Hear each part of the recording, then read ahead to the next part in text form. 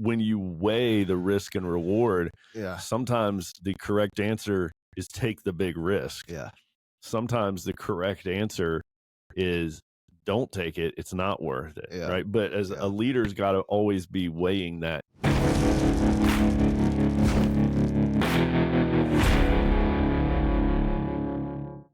Welcome to the Men's Alliance podcast. Men's Alliance is a growing movement of tribes across the nation that meet weekly for rugged outdoor workouts and a real-world devotion around a fire. If you want to be a part of what we're doing, join us at men'salliancetribe.com, where you can find a tribe near you or come to one of our Start the Fire weekends. So check us out at men'salliancetribe.com. Now stay tuned for this great podcast. Welcome to the Men's Alliance podcast. I'm Dave Mills Goose. I'm Dusty Parker Shadow. I'm Caleb Collins Tatanka. All right, so we are here with Caleb Collins, call sign Tatanka. Tatanka, welcome to the podcast, buddy. Glad to be here. And so Tatanka is the tribe leader for Hatchie tribe in Waxahachie, Texas. Probably said that wrong. How did I do? You're close. Waxahachie. Close. Yeah, not Waxahachie, Waxahachie. All right. Hatchie tribe is our second. It was our second to launch tribe in Texas, and Tatanka is our first Texas tribesman to earn his Men's Alliance patch, and that was really awesome having Tatanka up here just a couple weeks ago in March, going through Carry the Fire FTX with us. Good to finally meet you in person then, man. Yeah, it was an awesome experience. I'm looking forward to keeping the fire going and getting more guys involved with it. So awesome. Yeah, we're excited about coming to visit you guys this October. We'll be down there for the Ignite conference in Dallas, and looking forward to hopping in on your tribes. And dude, we're just so excited about what God's doing with Men's Alliance in Texas, and we're all planning for a 2025 Carry the Fire class in Texas, and I'm like more excited about that than I think I am anything else going on in Men's Alliance is what's happening in Texas. yeah, it's good to hear. Yeah, it's awesome seeing some of the fire spread across the state now. Like you said, we were the second tribe here, and I think we're up to 7-8 tribes, and a couple more getting ready to start soon. So yeah, that's awesome. Well, I know that our listeners are excited about today's topic because we did 3 of these leadership episodes about Band of Brothers, the series, and then we took a break. And everybody was like, "Are you guys going to finish the series? Yeah. Are you going to?" So we took a break. We did some other podcasts, and now we're back to finish it off with 2 more episodes to cover the last 4 episodes of the series. So, guys, listen, if you haven't seen the HBO series, came out a long time ago, Band of Brothers, but it came back to Netflix. And so now a lot of people that missed it the first time are able to catch up for free, watch all 10 episodes.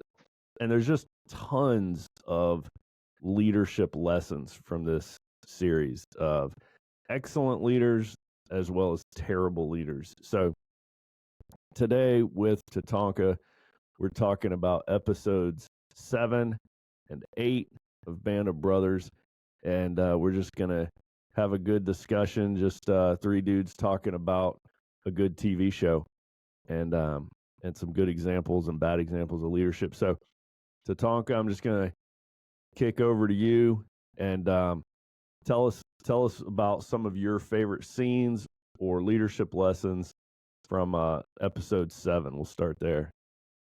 yeah, sounds good. Yeah, I mean, so in episode 7, it kind of kicks off with following Sergeant Lipton. I mean, it was awesome kind of watching his story throughout this entire episode. I mean, love all that of his guy. men are, yeah, he is awesome. All of his men are kind of at their breaking point. He's identified that, and I mean, he's just really trying to feed in on the individual needs of each guy. And that was one of the biggest things of leadership I learned from this episode was hey, whenever you realize that guys are struggling and you realize that they're at the end of their rope, like do whatever you can to just get that morale up just a little bit. And that was one awesome thing that he did. So yeah, that's kind of the first thing I took away from this episode. Yeah. So episode 7 is titled "The Breaking Point." Yeah. And yeah, it's like everybody's at their end of their rope. And so I think, what you're describing from both Sergeant Lipton as well as Captain Nixon, you see a bunch of compassion and caring and support. And that's good leadership. Sometimes we don't think about compassion. We think, Band of Brothers, hardcore, these leaders are, going to be like killing machines. No, there's a lot of compassion and support involved in being a good leader. Yeah. Yeah. What is it they did specifically that, how'd they address that to their men? I mean, it's just watching Lipton go around from foxhole to foxhole. I mean, and just checking in. Hey, make sure you're changing your socks. I mean, that was one thing he kept checking in on a couple of the guys, because he knew they were in, horrible conditions. I mean, whenever they were all in such a difficult situation, he's still checking on the small things that really mattered. Yeah. Man, that's so good. And then, like, whenever they would see a brother, one of their brothers fall, he would go check on the guys that he knew were closest to that person, and be like, "Hey, man, just making sure that you're still in the right headspace. Like, what can I do for you?" Pretty much. So he didn't necessarily address them all as a group, being like, "Hey, we need to pick yourself up by your bootstraps," and this. But he was going individually, asking, "Hey, how you doing? Yep. Like, what's going on?" And I think that was kind of where he was at with him just being a sergeant. I mean, really, Dyke was supposed to be leading them, but Dyke wasn't leading them as a group. He was, just really away from the group the entire time. And so Lipton just started doing whatever he could to help the men out. Yeah, that's good. That's a great example of our creed. In the absence of leadership, I'll take charge and lead by example. Dyke was just the guy that was just never there. Yeah. He was like always finding some excuse to go to headquarters. Isn't that make right? A phone call. Yeah, that's right. I got to make a phone call. Yeah. And so Lipton he doesn't make a big deal about it. And he doesn't join in with the complaining that everybody else is doing about Dyke. He just knows what should be done and just steps up and just does it in the guy's absence. I also think that's a good point that he doesn't address them as a group, because this is something we've talked about around the fire. If you're a tribe leader and you say around the fire, "Hey, I need somebody to lead the workout next week," and you put that out there to the whole group, you know who you're going to get to lead next week? Nobody. You're going to get the guy who always leads. You're going to get the guy who's led 1 million workouts. Yeah. You won't get the guy that you're hoping will step up and lead. You're going to get the guy that always does everything. But if you go up to the guy individually and you say, "Hey, man, I notice you've never led a workout. We'd love for you to lead us in a workout. Do you need any help planning it, thinking of it? Do you think that's something you're ready to do?" Yeah, that's a good way to ask it. Yeah. If you go up to the guy individually, you're going to get the truth. Yeah. If you throw it out to the whole group, "Hey, who wants to lead?" you'll just get the same old. Yeah. That's same with like a devotion, be like, "Hey, I think you're ready." So give them that confidence, like, "Hey, I think you're ready to do this. Like, what do you think? You think you're ready?" And they say no. And you're like, "Okay, maybe next week." Well, what do you need to get ready? What's between you and ready? Right. Sometimes we think, as far as asking how your men are doing, or I think sometimes as a leader, you can feel like you're a broken record by asking the same question all the time. You need to remember, like sometimes I'll think, am I being fake because I ask the same people all the same stuff, or deal with the same problems with everybody? Like, it can be really kind of wearing, but you need to remember, maybe you've said it 1,000 times, but that's the first time they've heard it. Mhm. So just kind of keep that in the forefront of your mind, like, and be sincere about it. But if you feel like you're always asking the same questions, just realize like it's the first time the person you're asking is hearing Yeah. it. All right, Yeah, what that's else? good. So that's some good. Yeah, that's some good compassion, support, leadership examples. And kind of the opposite of that was the bad example from Dyke of just Yeah. absence. I think he communicated to everybody that they weren't his priority, that they weren't super important to him. Yeah, I think the man definitely saw that throughout the episode. I mean, even like whenever Lipton was trying to give him a chance and trying to just have some small talk and get to know the guy a little better, Dyke just like disappears in the middle of the conversation. That's right. I forgot about that. He's trying, right? He's really trying to make a conversation to get to know him a little bit, and he just turns around and he was just gone. Mm. That's another good thing that I thought liked about Lipton in this episode. You could tell he was really frustrated with how Dyke was treating everybody, but he never showed that frustration to his men. And I think that's Mhm. sometimes as leaders we can get in these frustrating situations, and I mean that's one of the things we have to do. Is sometimes you just have to suck it up and move along, keep a smile on your face, and not show your men that you're frustrated. I mean that's one thing I definitely learned in Carry the Fire is during some of the challenges is uh, leading the group, but not showing that I'm frustrated to everybody. Right. I think this is a great topic. I'm glad you bring this up because we don't want to be fake and we want to be able to talk about our struggles, but you shouldn't talk about your struggles with everybody. Right? There needs to be people in your life that you talk to about your struggles. And you kind of have to keep that compartmentalized, right? Like I think everybody, I'm just pulling this example off the top of my head. Everybody would agree that we want our pastors to have somebody that they talk to about their problems. Yeah. Right? Your pastor needs a counselor. Your pastor needs a pastor. Yeah. But they shouldn't tell everything that they're struggling with to the entire everybody. congregation every Sunday. Yeah. Right? So there's kind of an example. And in this Band of Brothers series, which is obviously a military environment, you don't complain or vent your frustrations down the chain, right? So if you're under stress, if you're struggling with big problems, you should absolutely talk to somebody about that. You should talk to your supervisor. You should talk to your boss or one of your peers, just somebody of the same rank. But you're right. Like, you don't just go around and complain downstream to everybody because that's just going to crush morale. And there's nothing they can do about it anyway. You're talking to people that can't help you. Yeah, I think sometimes it depends on also what you're leading and what you're doing. Like if you're about, like, say from, in war, if you're about to go into some battle, you kind of want to be that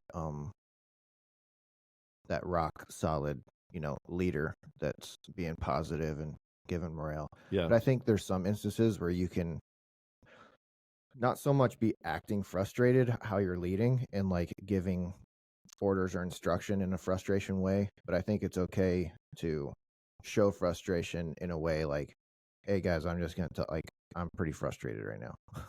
Yeah. I think sometimes that's okay. Yeah. And not being like trying to act like you got it all together all the time. Sure. I think sometimes if your men know, okay, he's frustrated, let's make this easier on him, like so I don't think you always have to, but like Goose was saying, of course, not all the time and like telling everybody what exactly you're frustrated about. But like, obviously I'm frustrated, so can you guys please make this easy on me? Right. Yeah. It's a good balance. Yeah. Yeah. I don't think it can be like a golden rule all the time. Yeah. Tatanka, tell us a little bit about your background personally as well, with interactions you've had with good and bad leadership in your life. Yeah, so for me, most of my career I've worked in manufacturing. And I've always been kind of a boots on the floor engineer.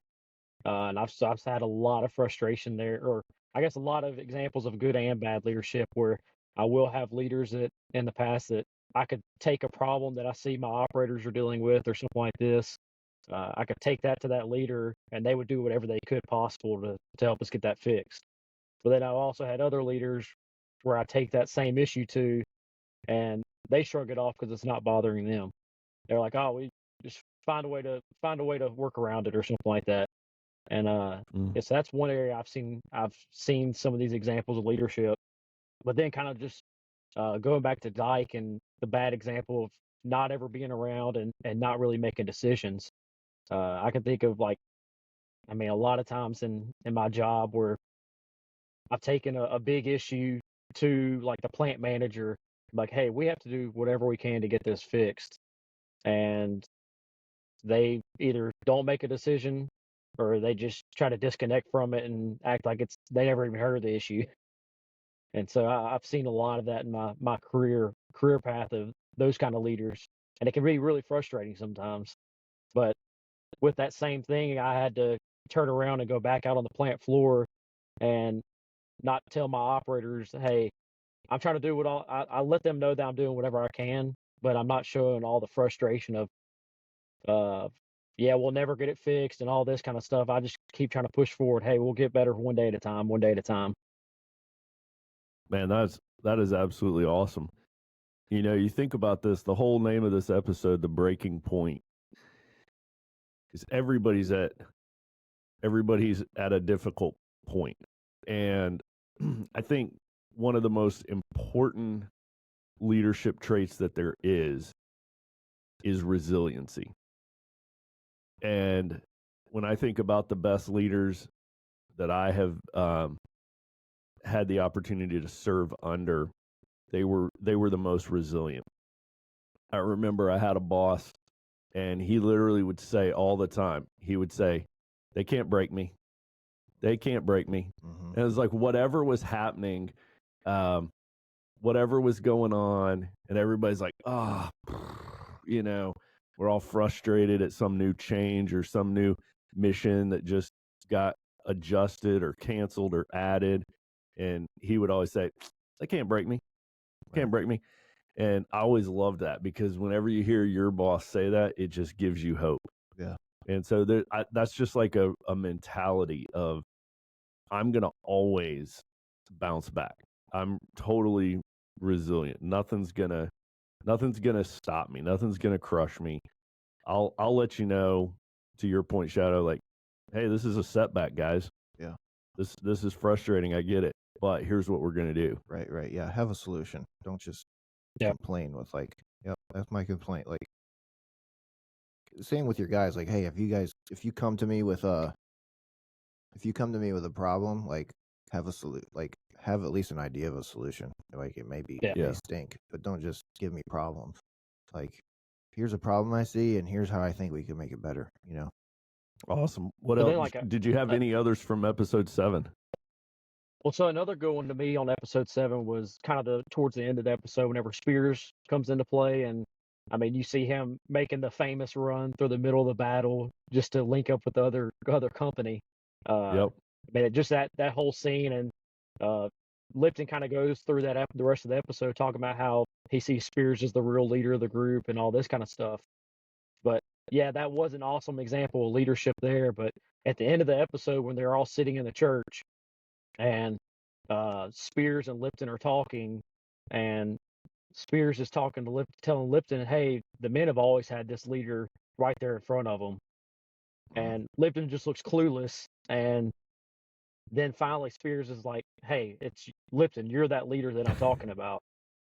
And so from that, the thing that I really picked up on is, hey, feedback is huge. I mean, that's something that I feel like a lot of leaders do struggle with, is giving good and bad feedback. A lot of times it's easy to give the bad feedback, but not tell somebody that they're doing a good job. And I think that really was a big turning point for Lipton, is to realize, hey, I guess I was doing something right. I mean, now that I'm actually hearing it from somebody up above me and telling me, hey, I was the leader all along. Yeah. Man, I'll tell you, that is such a powerful scene. For one of the things that makes it so powerful is Spears is this character who is kind of feared and revered, right? So he's got this whole legend about him from episode 1, or no, from episode 2, of like everybody thinks he's he just killed a bunch of prisoners. Yep. And so everybody's a little bit leery of him because they're like, he's a little bit of like a stone cold murderer. And so they're all kind of standoffish around him. So he's like one of the hardest, toughest figures in the movie, in the series. And then that scene, he's sitting in a church beside a Lipton, and he just gives him what is really like the biggest, most amazing compliment. And to me, that shows that you're never too tough to encourage and compliment and be kind. And I mean, those words, you think about it, your words are free. They don't cost you anything to give encouragement, to give praise to one of your buddies. And he doesn't hold back. And he basically tells him, hey, you've always been the leader. You've always been the glue that holds this company together. And just over the top praise from this, hardened soldier and phenomenal leader.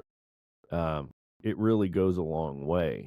And I think as men, we sometimes are not very good at complimenting and encouraging. It doesn't come easy. Like you said, it's easier to give negative feedback, like, hey man, you need to improve this, or you need to work on that, than to tell somebody, dude, you're indispensable. Like, you are such an asset. I don't know what I'd do without you. That kind of stuff comes harder for us guys to say, I think. But that's why I like that scene, because it's like the man's man doing it and saying it. And the guy he's complimenting, you can see it hits him. It's meaningful. Doesn't he ask him? He's like, you have no idea who I'm talking about. Yeah, that's right. You have no idea who I'm talking about. The guy's He's so like, humble. No. Yeah, he's like, no. He's like, I'm talking about you, idiot. So it's good. Hey guys, do you have questions about insurance? Maybe you know you need it. Maybe you're not sure if you have enough. Well, I'm going to tell you who to call. Robert Kelly, call sign Risk, from Ignite Tribe. Risk is an independent insurance agent with OnTrak Insurance, and he can help you answer all your questions. He can get you auto, home, health, dental, life insurance. If you own a business, he can handle business insurance, workers' comp, liability, all types of insurance. So I'm going to give you Risk home phone number. You want the cell number of your insurance agent. That's the kind of service you get from Risk. 804-931-6646. Again, 804-931-6646. Call him with any questions you have about insurance. He's your guy. Awesome. Yeah, that's good stuff. All right, let's move over to episode 8, which is called The Last Patrol. What do you got from that one? So, like, I guess just from the start of the episode, I mean, because it's following Private Webster for the most part, who's been out because he got injured in one of the previous episodes. I can't remember exactly which one. Mm-hmm. But pretty much as soon as he comes back, he's just getting a lot of negative comments from everybody because he's been away for so long.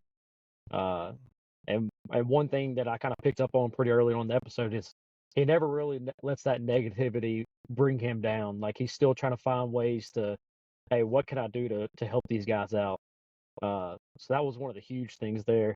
I mean, just from the beginning of the episode where they finally get assigned this patrol, he's able to convince Winters and Spears that, hey, let me go and place a Liebgott. We don't need two guys that speak German, because he realized that Liebgott was kind of, he was just completely beat down, and he's just trying to find any way he can to help out. And then he's also able to get Lieutenant Jones, who's a new guy just out of West Point, able to get him involved with the patrol by saying, hey, let him take Malarkey's place here, because Malarkey's been through hell and back pretty much. give this fresh guy a chance to go prove something. So that was kind of the first things I picked up on, is just him being able to use his diplomatic skills to I mean, really help out the guys that need it the most. Yeah, man. Sometimes that can be really hard when you were involved and then you've had to be gone away. You've been out of the fight for a long time. It's really hard to get back into it.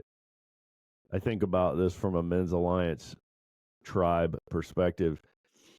You know, we've all gone through seasons. If you do Men's Alliance for more than a year, if you've been doing Men's Alliance for a couple years or more, you're gonna go through a season where you're kind of out of the fight, where maybe you're coaching your kids sport, or maybe work has you traveling, or maybe you've been injured or something like that.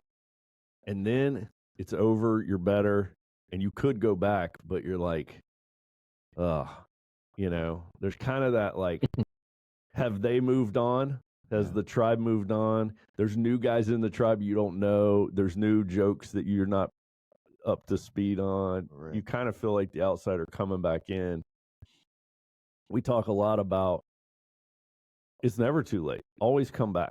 Just come back. And that guy, he really has to kind of like fight against the current and work his way and push his way back in, because everybody's like, oh, where have you been? Yeah.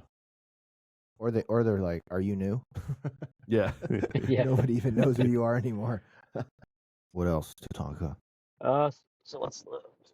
Yeah, so another one that I liked out of this episode was just how after they ran the first patrol and were successful with capturing some prisoners of war, Winters was asked to lead another patrol the next night, or set up another patrol the next night.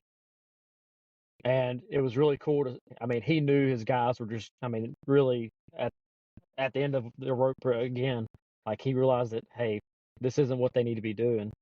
So with that, he was able to identify, hey, let's actually not even go on this patrol, and you guys come back and say that y'all were unable to capture anybody this time. I mean, just with that, he was really focused on the main mission. That's one thing we talk about in leadership with Men's Alliance a lot of times is, hey, as the leader, you can delegate stuff, but whenever it comes down to it, really don't delegate the main mission. And Winter's main mission at this point was getting his guys home alive. I mean, he knew they were kind of at the end of the war, and I mean that was his main thing to do at that point, is just get everybody home alive. So that was a cool thing that I saw from Winters there. Yeah, that was another one of those super powerful moments. And to me, this really exemplifies the leadership quality of risk management. Like you said, like the war's over and these guys are all getting ready to go home. And then they keep sending them on these high risk missions with low reward. And, you know, what makes this scene really good is that you already know Winters is a warrior. This isn't his first assignment. Like, he's been over there leading the charges, leading from the front, having bullets, you know, flying by him the whole time. So there's no doubt that he has, you know, the courage and the will to fight. And so he's so secure in that he has nothing to prove. And I think sometimes we've got to say, wait, is this thing that we're about to do, is this really worth it? Like, if we don't do this, is anything going to happen or change? And you know what? He makes a very risky decision, because I mean, if it got found out that he did that, I mean, he would destroy his career. He could be, you know, court-martialed. He basically defies an order and tells his men to lie about it. You know, he's like, hey, we're all going to say we did this, but we're not. Yeah. You know, That's bold. we're going to bed. We're not doing this thing again. Wow. And getting our men killed for no good reason. So I think that exemplifies risk management and being like, what's the benefit? What's the reward? And sometimes we got to just make that decision. Yeah. It kind of reminds me, it's not Band of Brothers, but that scene in Saving Private Ryan where they Mhm. come up to that hill and everybody's like they could just go around it, Yeah. and Tom Hanks is like, no, we need and let the next people come through that Right. that get. But That is such an awesome it'd be scene. so easy. In Yeah. that case, it'd be so easy to like risk versus reward to Right. just kind of go by it. But and men do get killed. Mhm. So it's like, yeah, it's really like you really got to use In judgment. that scene, the reward is huge, Yeah, right? This is like an enemy yeah, machine gun emplacement that's well hidden, and this is Yeah. going to kill Americans, yeah. and we got to stop this. We got to take it out. But to his men's point, they were like, that's not our mission. Our mission is to find Private Ryan. Mm-hmm. And Hanks is like, our mission is to win the war. That's one of the best lines in that movie. It's like, yeah, that is our mission, but the broader mission is Big picture to win the war, and they're like, Yeah. nobody can argue with that, They're like, yeah, okay. Our mission is to win the war. Yeah, but it just kind of made me think of that. No, that's great. Same director, right? Yeah, that's a great example of when you weigh the risk and reward. Yeah, Sometimes the correct answer is take the big risk. yeah, Sometimes the correct answer is don't take it. It's not worth it. Yeah. Right. But as a leader's got to always be weighing that in his Yeah. mind and thinking, hey, this is a stupid risk. Yeah. Yeah. Man, that's a good one. That's happened a That's lot in good. my, not so much in real world, but with like training in the Marines. Like even when we're on our way home from a deployment, like on the ship, like our mission's over, and we just want to coast back and relax the whole way home, and they'll be getting all right, we're gonna do dry fire drills or whatever. It's like, why are we doing this? Like it's over. It's like it just always seemed like one more thing. Like really, there was no really risk, but it's just of not getting complacent, of finishing strong. Even you want to just like set your gear and like, okay, I'm over it. But then I just always wondered what our leaders are thinking. Like, don't they want to rest too? Like, why are they making us do this? But it's just, I think that would be hard to keep the training going, even when you think it's done. Do you have any other examples from 8? I guess kind of on the opposite side of the whole Winters making the decision of not going on that patrol is the opposite side of that of Colonel Sink even trying to make him set up another patrol whenever, like we said, the reward was so small, and yet he's willing to risk men's lives to go capture a prisoner. And I mean, he was just doing that to make himself look good. I think That's Nixon right. had talked about it earlier in that. Yeah, Nixon had talked about it earlier in the episode after the first patrol that Sink was on the phone all morning talking about how good of a job he did, and really he was just doing that to make himself look good. That's right. Look at that example of he's going for glory, and he's putting all these men's lives at risk so that he can kind of put another feather in his cap. Yeah, that's a great point, Tatanka. One of the things that I liked about Lieutenant Jones, the new West Point grad leader that they get, you think about when you're like the least experienced guy and you get put in charge. Of course, all eyes are on you, and you've got a lot of ways you can screw up. Yep. There's a lot you can do wrong in that position, and there's not a lot you can do right. That's a tough position for any leader to be put in. But I think in this episode, Lieutenant Jones, he does a great job because he trusts his men, and he recognizes he's the least experienced. He's been put in charge of all these great soldiers, battle hardened, been there since D-Day, and he trusts them. And this kind of reminds me of the conversation that we had on the podcast with Chris Peranto about, listen, if you've gone to all the efforts to surround yourself with these great leaders, with these good men, or hire the right people, if you're talking about at your job, if you've gone to these efforts to hire the right people, then let them do their thing. Yeah. Trust them. Right. And so in this case, Jones, he trusts his guys. He trusts their judgment. He trusts their ability to accomplish the mission. He doesn't try to micromanage them. Thank goodness he doesn't say anything about West Point. Just be quiet about that. Don't bring that up, right? Right. So I think that's some good leadership, is trust your guys. The other thing he did well was he communicates with them well. He, unlike Dyke, right? He's right there with them the whole time. He's talking, he's passing on the information he gets from his higher ups. He's passing it on. He's trusting them. He's right there with them, and he's communicating with them. So when you're the new guy, that's really about the best you can do. Yeah. Is be there, be present. Don't run off to make phone calls. Give them the information, communicate with them, and then trust them and hang with them. Yeah. You got to kind of slowly earn that respect after several missions. Yeah. Nobody wants your academic credentials Right. in that kind of a situation. They want your experience, real world experience you can tell them about. But if all you have is academic credentials, you'll just be, you get a bunch of eye rolls. Tatanka, I would imagine that similar thing is true on a factory floor, right?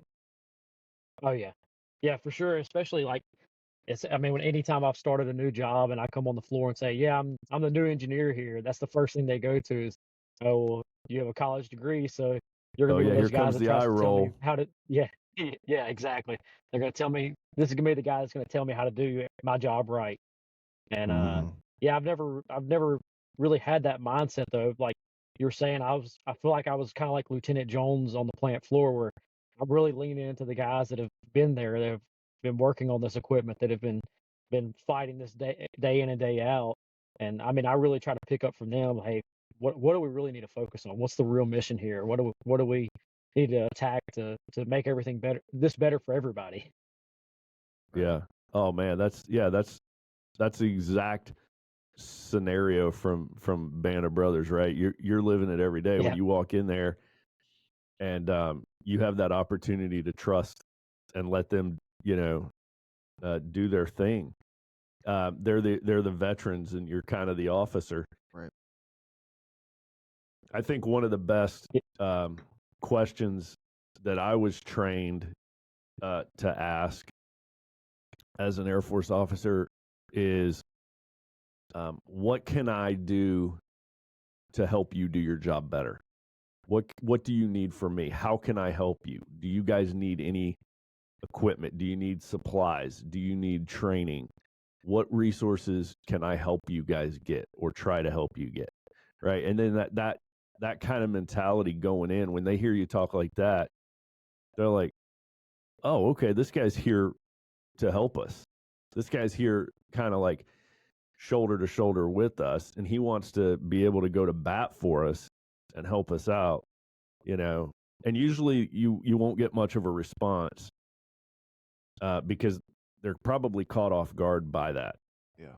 But they'll come back to you in a week, and they'll be like, hey, listen, we've been thinking, we've been talking, here's what we'd like, Now that's how you lead. You're not telling them what to do. You're asking them, how can I help you? How can I assist you guys? Right. Yeah, that's good. Yeah, I know, like, as far as with my career, like, it's crazy because you'll go ask that question to people, and like you said, people were kind of leery about it at first because they've heard the same question asked and nothing's ever gotten done. But then you'll have somebody come in, they'll come ask you some kind of small thing that may not matter to anybody else in the plant, but you get that one thing fixed for that person. I mean, that means the world to them because it was something that was bothering them. And just from that, Yeah. you can see the whole morale around not only that person, but the people working around them. They'll be talking, and the conversations happen. hey, he helped me out with this problem. Why don't you go hit him with your problem? Right. They'll feel heard, which is important. Yeah. Boy, that's a great point you just made. They have probably heard that and been burned by previous bad leaders. So they might be dubious because of that. But I'll tell you what, if you ask them, how can you help them? You better come through. Yeah. Right? Yeah. This is your test right here. And whatever they ask you for, you better not be like, oh, well, that's not really, I don't really think that's important. I don't really think you guys need that. You're done. Yeah. They're not going to bring you any more problems. Yeah. Yeah. That's a big question. I mean, even in, if you're going to ask that question, you got to be ready and willing to actually do the things that they're Mhm. being asked, Mhm. like it's a great question to ask your wife, Mhm. how can Yeah. I help you? That's Like, that's if you're definitely going a to good ask one. that question, you better be willing to do the dishes, to bathe the kids, to, unload the dishwasher, to vacuum the rug. You know that could be coming. So don't let that, scare you from asking, because you should ask. But if you're going to ask, make sure you're willing to do the work. That's right. If you ask and then you don't come through, you lose your credibility as a leader. Right. Man, that's good. So Yeah. thinking through 7 and 8, there's great leadership examples from Lipton and Spears and Jones and Winters. And then there's some negative ones from Colonel Sink and Dyke. And then just some of the I don't remember the guy's name, but the some of the privates are really just getting super disgruntled. Yeah. And towards the guy that's, the guy that's returning from the long absence. There's a lot of toxicity there with guys that are just trying to tear him down because he's been out of the fight for a while. Last thoughts, last comments on leadership from these episodes? Yeah, I mean, I feel like from episode 7 and 8, just some of the big things you can pick up on is one, just really focusing on individual needs of people. As leaders, sometimes, yeah, we can lead the whole group, but sometimes you have to focus on the individual. Another one is feedback. Learn to give positive feedback. I feel like we said men struggle with that a lot of times. We can give negative feedback all day, but whenever it comes to giving positive feedback, we just feel awkward and weird about doing that for some reason. Mm-hmm. And then as far as bad examples to stay away from, I mean, sometimes you just have to make a decision. Don't be like Foxhole Norman Dyke, where you're in the middle of a battle and just freeze up and don't make any decision at all. That's what really gets things messed up. So just be willing to make a decision whenever you have to make one. Man, that's so good. I think some people default to not trusting people, but we should really default to trusting our people. Trust a guy until he proves himself untrustworthy. Right. Right. And then don't be naive. If somebody's not trustworthy, don't trust them, but trust them until they've proven themselves. It's kind of like guilty until proven innocent versus innocent until proven guilty. So, and encourage. That's like fueling your men, fueling your tribe. It's free, and we know that we need water and we need oxygen, and people need encouragement, and they need encouragement more than they realize, more than we realize. So good leaders are encouraging their men, and they're trusting their men, and they're resilient. They're not going to get easily discouraged. Yeah. I think it's I think some people, when they get promoted or they get that leadership position, they think they've all right, I can let my hair down. I made it. I achieved the position I want. But really, that's where the work really starts. I mean, you have to just be so intentional on everything you do. Like, all right, today I'm going to encourage these two people. Like today I'm going to answer. I'm going to do what was asked of me by this person. It's not just, hey, yep, I'm the boss. How's everybody doing? And then you go sit and drink coffee in your office. Like thinking you're a big shot. It's like it's a super intentional position to be a good leader, to you can schedule those things out, everything, your encouragements, your corrections that you need to tell people, like praying about it at night, like just to help me to be a better leader. How can I be more intentional? Whatever. But it's not the time to just loosen your pants and be like, all right, and kick your feet up on the desk and be like, I'm just gonna collect my paycheck now. Yeah, that's a good way to be the worst leader ever. Right. Yeah. Is to think you've arrived. Yeah. I love the way the Air Force, and I think all branches probably do this. I love the way they word promotions. Is you don't get promoted based on what you've done. Yeah. You get promoted based on their belief that you can now deliver at a higher level.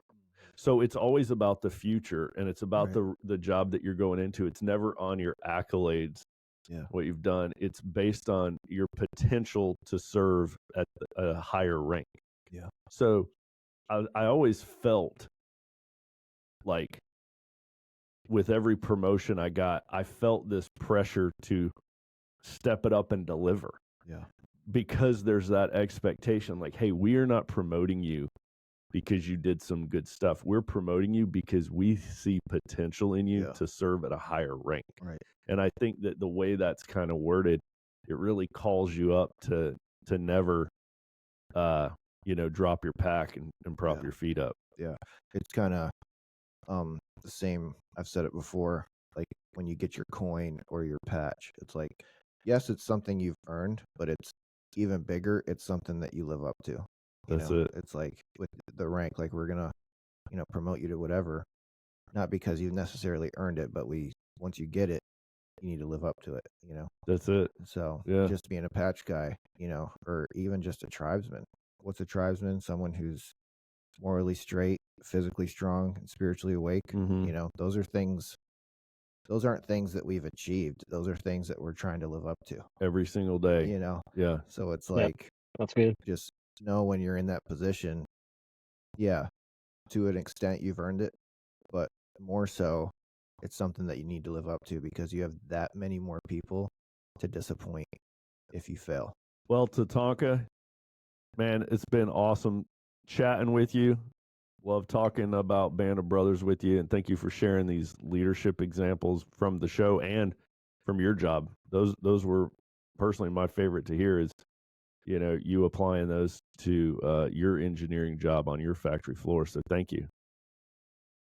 Yep, I appreciate it. And I'm glad I could join today. And yeah, like you said, I feel like we can all watch Band of Brothers multiple times and pick up something else and leadership every time we watch it. So absolutely. All right, man. Well, hey, you have a great day down there. Great Texas day. Yeah. And I'm excited about coming down there to see you in a couple months. Yeah, looking forward to it.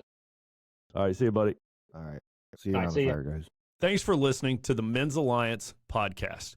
We hope to see you in one of our tribes or at one of our unforgettable weekend experiences. So join us at men'salliancetribe.com.